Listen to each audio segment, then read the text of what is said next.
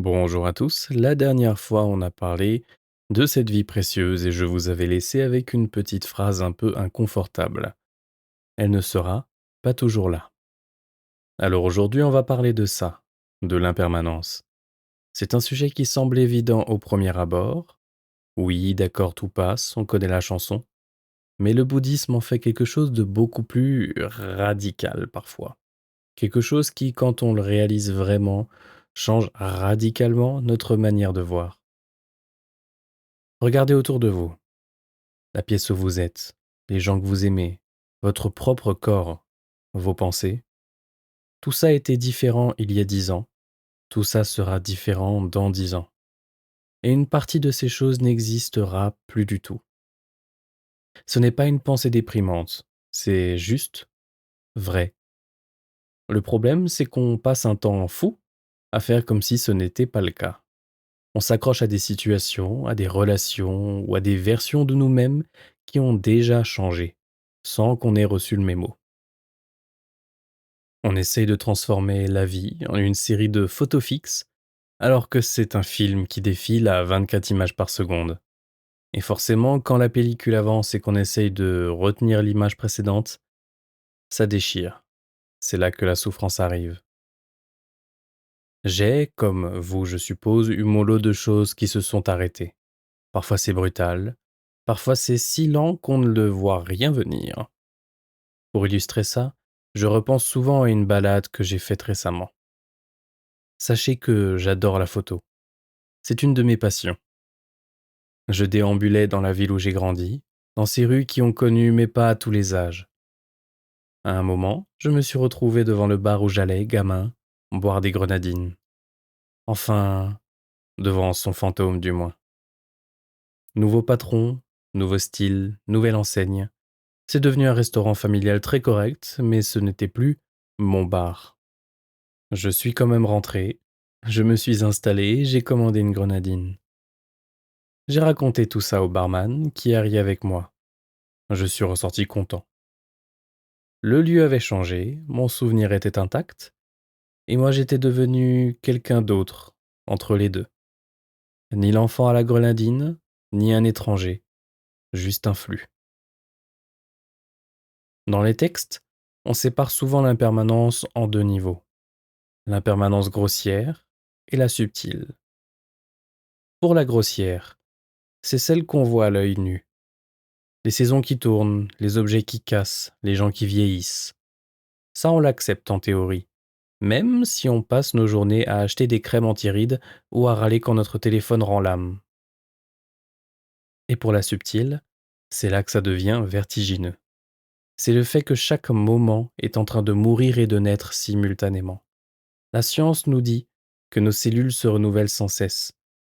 Le bouddhisme va plus loin.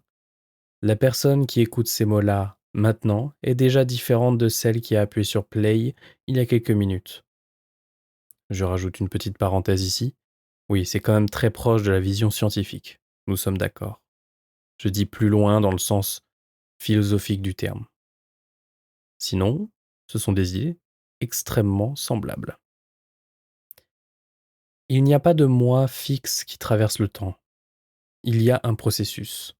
Un peu comme une rivière. Elle a l'air stable sur la carte, mais l'eau qui coule n'est jamais la même. Pour ceux qui ont déjà un peu de bagage, l'impermanence, qu'on appelle anicca ou anicca en fonction de la prononciation, est l'un des trois piliers de la réalité, les trois lakshanas. Les deux autres sont la souffrance, dukkha, et l'absence de soi fixe, anatta. On va pas tout déballer aujourd'hui, on a le temps, mais gardez en tête qu'elles sont liées. Parce que si vous comprenez que tout change, vous comprenez que rien n'est vous de façon définitive, et ça, c'est la meilleure nouvelle qui soit. Pourquoi? Parce que si tout change, alors vous pouvez changer. Si vous étiez une statue de pierre, vous seriez coincé avec vos défauts, vos colères et vos schémas limitants pour l'éternité. Plus ou moins l'éternité. Mais vous êtes un flux. Vos habitudes ne sont pas gravées dans le marbre. La même loi qui emporte ce qui vous est cher emporte aussi ce qui vous fait souffrir. Comprendre ça intellectuellement, c'est facile. On se dit: «OK, compris. Suivant». Mais l'intégrer dans ses réactions du quotidien, quand on perd ses clés, quand on rate un train ou quand une relation se termine, c'est le travail d'une vie. L'idée, ce n'est pas de devenir indifférent à tout sous prétexte que ça va passer.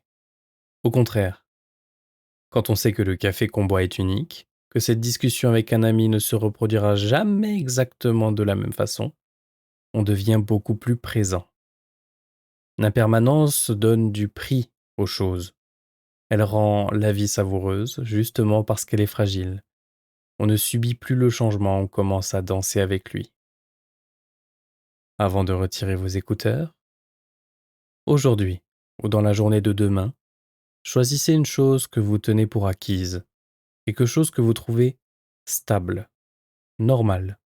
Ça peut être votre trajet pour aller au travail, votre canapé, ou même une certitude que vous avez sur vous, du genre «Je suis quelqu'un de stressé», et posez-vous juste cette question, sans jugement. Est-ce que c'était là il y a 5 ans? Est-ce que ce sera là dans 5 ans? Observez simplement le petit décalage que ça crée dans votre esprit. Ce n'est pas fait pour angoisser, mais pour s'habituer à voir le mouvement derrière l'immobilité. On se retrouve pour le prochain épisode où on ira encore un peu plus loin, et ce doucement, sans se presser, en abordant un sujet qui fait souvent peur, la mort. Alors, vous voyez venir? Super, il nous a vendu de la curiosité et fini sur un sujet déprimant. Mais ne vous inquiétez pas, restez avec moi. Dans le bouddhisme, on ne parle pas de la mort pour broyer du noir ou pour se faire peur. On en parle pour apprendre à mieux vivre. C'est un moteur lucide incroyable. On verra comment cette pensée de la finitude peut devenir une alliée. Et on parlera de ce qui nous sert de boussole au milieu de ce grand changement, ce qu'on appelle le refuge. Promis, on ne va pas rester dans le cimetière, on va surtout apprendre à trouver un sol solide sous nos pieds. Merci à tous et à bientôt.